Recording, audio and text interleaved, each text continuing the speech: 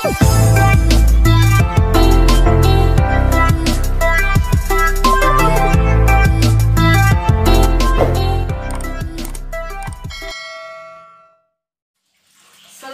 warahmatullahi wabarakatuh. Perkenalkan, nama saya Mia Hafizah Tumangger. Asal saya dari Universitas Samudra Langsa, tepatnya di Kota Langsa. Nah, di sini saya ingin menjelaskan sedikit apa tujuan saya membuat video ini. Pertama, saya ingin memperkenalkan terlebih dahulu apa aja sih anak-anak ABK itu, anak-anak kebutuhan khusus. Nah, anak-anak kebutuhan khusus itu banyak. Yang salah satunya itu yang pertama itu ada anak berbakat. Ternyata anak berbakat ini adalah termasuk anak kebutuhan khusus.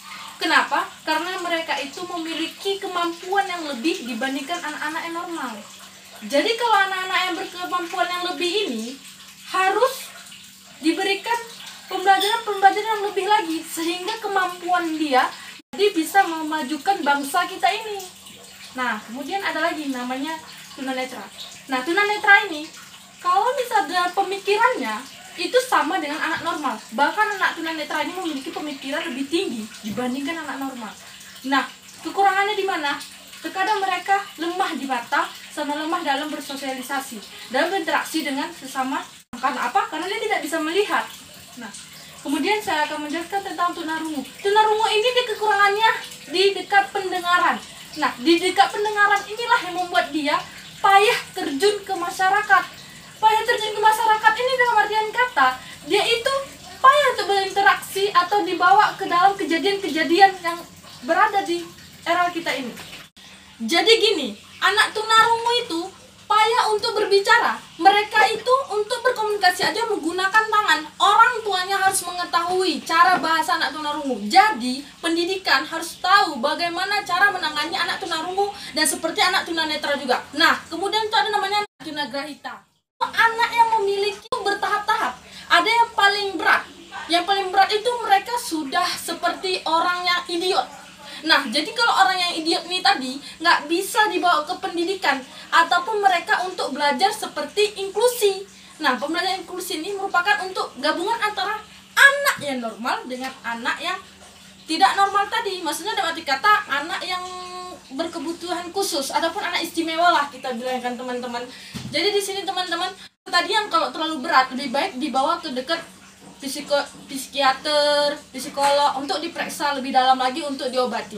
Nah, tapi kalau dia ringan, masih standarnya masih bisa dibawa untuk diajarkan bagaimana cara berpakaian, bagaimana cara belajar, mereka bisa untuk menjadi siswa ABK, siswa anak kebutuhan khusus ataupun siswa untuk diinklusi. Nah, kemudian ada namanya anak tunalaras. Nah, anak tunalaras ini teman-teman, kalau di dalam modul yang saya pelajari, modul dari Universitas Terbuka, dikatakan bahwasanya dalam buku itu anak tunalaras ini apabila dia memiliki perilaku yang sudah di luar batas ataupun mereka mau membawa perilaku itu sampai ke kantor polisi ataupun sampai mereka bisa melakukan hal-hal pelanggaran hukum, maka itu dibawa ke tempat hal yang berwajib. Tetapi apabila ada guru yang memang konsultan, guru yang memang memahami bagaimana cara merawat anak tunalaras ini tadi, maka guru itu akan mengetahui bahwasanya anak ini bukan karena jahat, karena anak ini memang memiliki kelainan. Nah, kemudian ada lagi teman-teman, namanya anak kesulitan belajar. Nah, anak kesulitan belajar ini tadi banyak pembagiannya.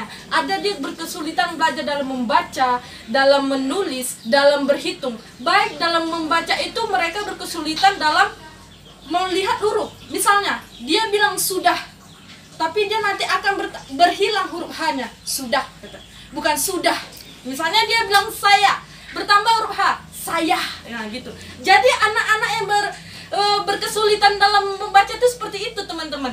Kemudian ada anak yang berkesulitan dalam berhitung. Nah, misalnya dalam berhitung 3 tambah 6 tambah 7, tapi mereka membuatnya sejajar begini. 3 tambah 6 tambah 7 ditambahkannya seperti dibuatnya, seperti perkalian gitu teman-teman. Jadi hasilnya itu kayak nggak khas dan sinkron seperti yang diinginkan.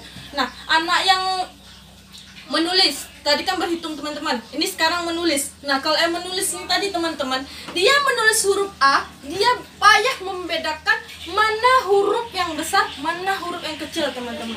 Nah, sekarang kita masuk teman-teman, semalam itu ketika 2 hari yang lalu atau seminggu yang lalu saya sempat berwawancara teman-teman masalah pembahasan anak yang berkebutuhan khusus ini. Nah, anak yang berkebutuhan khusus ini tadi kan ada yang namanya sekolah pendidikan inklusi, yang mana sekolah pendidikan inklusi itu merupakan pendidikan antara orang yang normal dengan orang yang istimewa. Tadi kita bilangnya istimewa aja ya kan, udah kayak agak-agak kita jangan kayak apa gitu ya kan teman-teman. Jadi kita bilangnya anak istimewa. Nah, jadi antara anak istimewa tadi disatukan dengan anak yang normal. Jadi teman-teman, saya semalam pergi ke tempat dinas pendidikan, tepatnya di daerah saya, yaitu Besitang. Nah, jadi kan ini masa-masa COVID, teman-teman. Ini kan orang kalau di kantor itu bekerja itu 2 orang yang piket. Jadi nggak semua orang yang ada piket di situ. Nah, jadi saya sempat berbicara dengan Ibu Inur. Nah, ini cuplikannya. Gini Bu, jangan malu-malu lah, cerita aja. Ya bisa ibu jawab ya kan. Gini Bu, kan saya mau bertanya nih sama Ibu kan. Ibu kan bekerja di dinas pendidikan nih, dinas pendidikan khususnya untuk SD gitu kan Bu. Jadi kalau misalnya digabungkan lah gitu Bu, anak yang berkebutuhan khusus dengan anak yang normal tuh bagaimana pandangan Ibu? Ya, maksud adik maksudnya yang khusus. Yang khusus itu kan banyak, ada yang khusus tuli, buta huruf, nggak kenal apa-apa. Ada juga EQ-nya yang nggak nalar ya kan, yang nggak bisa apa-apa. Kemudian ada yang cacat kaki, ada yang tangan cacat, kan begitu. Jadi kalau menurut ibu tentang khusus ini, kalau yang cacat tangan dengan kakinya enggak ada, saya rasa bisa. Tapi kalau dia tuli, buta, gimana? Nanti yang lain-lain yang khusus-khusus yang orang yang normal-normal ini gimana? Pandangannya ke situ juga, jadi belajarnya nggak asik. Jadi belajarnya itu nggak sepenuhnya. Kalau menurut ibu seperti itu, Dek. Kalau menurut adik gimana? Nah, ini adiknya kan mahasiswa ya kan? Iya Bu, ya. Iya. Kalau menurut saya kan Bu, kalau misalnya anak yang kebutuhan khusus gitu digabungin sama anak normal, dia semangat belajarnya jadi timbul Bu. Benar. Jadi dia nggak merasa minder gitu. Nah, menurutnya bisa saja, tapi dia dikhususkan. Kalau dia buta tuli, nanti pandangan yang lain itu, yang banyak-banyak itu, yang normal lah kita katakan. Gimana pandangannya? Bisa juga dia terfokus ke situ. Belajar dia nggak fokus lagi kepada kita kan gitu. Kemudian kecuali dia tangan nggak ada sebelah, kan bisa digunakan sebelah kiri, atau kakinya nggak ada, itu bisa kalau menurut saya. Tapi pun yang menurut ibu tadi, misalnya yang khusus tadi buta tuli, menurut adik supaya semangatnya lebih berkembang. Tapi ya saya rasa juga bisa-bisa juga lah, tergantung kepada si pendidik. Kalau pendidiknya itu oke, kita laksanakan, kan begitu menurut ibu. Tapi kalau menurut adik yang mahasiswa ini kan lebih banyak lagi pengalaman. Kalau bagi-bagi kami ini di kantor-kantor ini, lapang-lapangan di SD aja Bu, belum pernah pula ibu ketemu di sini daerah Besitang nih. Tapi entahlah di negeri yang lain. Oh, jadi di Besitang ini nggak ada pendidikan inklusi lah ya Bu? Nggak ada, setahu ibu belum ada. Jadi kenapa nggak ada strategi untuk menerapkannya gitu? Kan lebih bagus gitu. Ini belum ada instruksi dari pemerintahan kita. Kalau untuk di Besitang khusus belum ada, Dek. Jadi kalau misalnya adik bisa membuka peluang ini, bagus sekali. Nah, kita dukung dari dinas, camat mendukung, lurah mendukung, juga kepala desa mendukung kalau memang ada. Memang ada juga yang kita jumpai di rumah-rumah. Dan tahun 2014 sudah juga pernah kita jumpai, kita berikan kursi ya kan, kemudian untuk kaki kursi apa tuh namanya, kursi sorong kita berikan, kita minta dari gubernur ya kan, kita berikan kepada anak yang nggak bisa berjalan, itu bisa. Nah, jadi dia bisa cacat, istilahnya cacat kaki, nggak bisa berjalan. Nah, itu bisa. Kemudian yang tangannya nggak ada sebelah, nah, itu bisa Bu. Tapi yang udah buta umpama belum ada ibu jumpain. Kemudian yang tuli belum pernah ibu jumpain untuk khusus di Besitang. tapi ada yang di Stabat itu sekolahnya yang luar biasa itu ada yang buta, SLB itu yang buta, tuli, macam-macam lah di situ ada. Di kabupaten, kalau di sini Besitang khusus tidak ada. Oh, jadi di Besitang ini belum ada ya, Bu? Belum Intinya. ada. Lagi kalau bisa nanti kan ada ya kan, Bu, diterjunkan. Jadi orang-orang yang anak kebutuhan khusus tuh dia nggak payah sekolah-sekolah kayak SLB gitu maksudnya, Bu. Makanya pendidikan inklusi itu kalau bisa diterapkan. Sudah ada memang mau program pemerintah yang menerapkan itu. Bagus sekali kalau memang udah ada. Kabarnya katanya. Dari adik nanti ada yang bisa adik terobos, kita bantu. Itu yang saya ucapkan tadi, kami dari Dinas Pendidikan siap bantu. Dan Pak Camat pun siap bantu. Lurah, Kades, dan masyarakat yang di sini juga turut membantu. Baik sekali itu. Itu ada perhatian kita. Bukalah peluang itu, cari. Kalau ibu hanya membantu aja lah. Untuk melaksanakannya gitu, ibu, entah ibu lah yang berusaha gitu loh mempromosikan itu agar ada pendidikan inklusi gitu. Lah kalau memang ada nanti jalannya kita coba bersama. Karena kan Bu, kita peduli juga terhadap anak-anak yang seperti itu. Iya gitu. Memang benar. Harus kita, karena dia pun ada hak untuk hidup. Dan mudah-mudahan ada perhatian kepada pemerintah, kepada kita desa di Besitang ini, kecamatan Besitang ini. Ya Bu, jadi itulah Bu ya. Kalau pandangan Ibu tentang inklusi seperti itulah ya Bu. Ya seperti itu. Saya turut bantu. Kalau ada nanti peluang-peluangnya ya kita kerjasama. Boleh saja, saya akan bantu sekuat tenaga saya. Mudah-mudahan doakan aja kita sama-sama panjang umur. Amin. Jangan sakit-sakit kan itu. Semoga kita semua dilindungi Allah yang Maha Kuasa. Amin. Aja gitu Bu. Iya. Bagaimana pandangan Ibu tentang anak ABK? Bagaimana supaya inklusi ini ada gitu di Besitang gitu Bu? Iya. Mudah-mudahan nanti kalau memang ada nanti terobosan ke situ, ya kita sama-sama bekerja untuk membuatnya di desa kita ini. Terima kasih banyak ya Bu. Sama-sama. Jadi itu cuplikannya.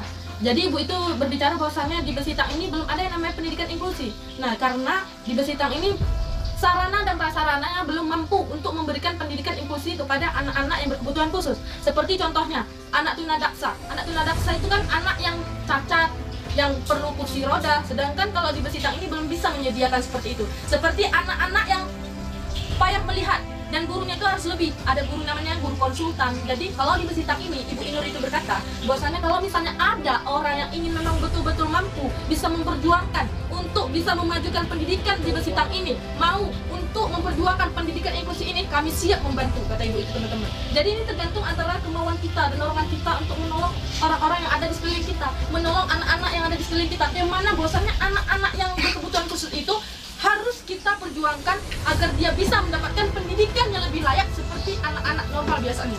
Jangan mereka ditaruh sekolah yang namanya SLB, sekolah luar biasa. Jadi ketika anak itu diberikan pendidikan yang sama dengan anak yang normal, maka semangat belajarnya akan timbul, maka semangat mindernya untuk berinteraksi dengan teman-teman yang normal tidak akan ada di dalamnya. Jadi Bapak dan Ibu yang ada di sana, maupun Bapak, teman-teman, ataupun ibu-ibu yang lagi menonton, bapak-bapak yang lagi menonton, ataupun teman-teman, adik-adik, kakak-kakak semuanya, saudara-saudaraku yang ada di Indonesia, ayo kita perjuangkan untuk bisa pendidikan inklusi ini diberdirikan di Indonesia ini. Dan jangan hanya ada pendidikan inklusi di kota-kota, tapi di kampung-kampung juga harus diperjuangkan adanya pendidikan inklusi ini. Yang mana walaupun mereka memiliki kecacatan ataupun mereka memiliki kekurangan, tetapi mereka juga memiliki kelebihan. Setiap orang memiliki kekurangan dan kelebihan. Jadi lebih baik kita perjuangkan sama-sama agar bisa pendidikan inklusi ini diberdirikan di Indonesia. Nah, jadi sedikit berbicara tentang pengalaman saya waktu saya main ke sekolah SLB. Ternyata anak-anak SLB itu sangat imut-imut, baik-baik. Mereka bisa santun kepada kita, mereka menyayangi kita. Bagaimana cuplikannya? Inilah karena saya bermain tempat anak-anak SLB. Dan nih, dek sama lagi ya. Alladzi hum fihi mukhtalifun. Kalla saya'lamun. Masya Allah. Masya Allah. Sayangnya.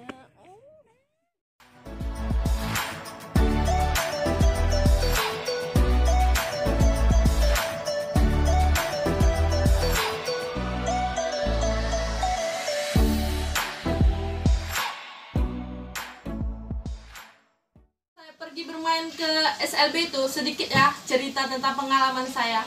Nah, jadi di sana tuh saya berbicara dengan kepala sekolahnya sebelum saya masuk tuh saya mau memberikan surat. Nah, surat bahwasanya di kampus saya diberikan izin untuk bisa memasuki sekolah itu. Nah, kemudian kami berbicara, alhamdulillah kami diberikan sambutan yang baik dari kepala sekolahnya, guru-gurunya bagus, dan gurunya itu ketika sama saya tuh kebetulan ibu itu sangat menyambut saya sekali, dan ibu tuh berbicara bahwasannya ibu itu dulu sekolahnya itu sebelum dia mengajar di sini dia sekolah di Padang yang jadi waktu sampai di sana tuh saya diberitahu bahwasannya anak-anak yang berkebutuhan khusus ini sebelum mereka digolongkan anak tunadaksa, tunanetra, maka anak ini harus di assessment dulu, harus dilihat dulu, harus dites dulu di mana cocoknya anak ini. Nah, dan saya pun berbicara panjang lebar dengan ibu itu, saya berbicara dengan anak-anak itu. Anak itu diajak bercakap, senang teman-teman, senang walaupun kita kan jadi tersentuh hati kita melihat mereka yang memiliki kekurangan bisa tetap mau dalam belajar, sedangkan kita yang memiliki kemampuan lebih tidak mau, dalam kadang-kadang agak-agak males gitu kan teman-teman. Makanya kan motivasi kita untuk bisa melihat itu, kalau kita mau jadi orang yang lebih bersyukur lagi, lihatlah yang ada di bawah. Tapi kalau kita ingin menjadi hidup yang lebih maju lagi, lihatlah yang ada di depan kita, yang ada di atas kita. Maksudnya yang ada lebih maju hidupnya, lebih sukses dari kita. Kita perhatikan kenapa dia bisa sukses. Tapi kalau misalnya kita ingin banyak bersyukur, makanya kita harus banyak-banyak melihat kekurangan-kekurangan orang sehingga kita menjadi orang yang lebih bersyukur. Jadi hanya itulah yang bisa saya sampaikan teman-teman. Jadi intinya kita harus bisa memperjuangkan anak-anak yang berkebutuhan khusus untuk bisa bersekolah bersama dengan anak-anak yang normal, ataupun bisa disebut dengan pendidikan inklusi. Kita bisa menghargai anak-anak yang berkebutuhan khusus menjadi anak-anak yang bisa menjadi punya semangat, memang bisa tidak minder untuk berteman dengan orang-orang yang lebih memiliki kemampuan dibandingkan dia, seperti anak tunadaksa tadi. Hanya itulah yang dapat saya sampaikan teman-teman. Lebih dan kurang saya mohon maaf, kepada Allah saya mohon ampun. Assalamualaikum warahmatullahi wabarakatuh.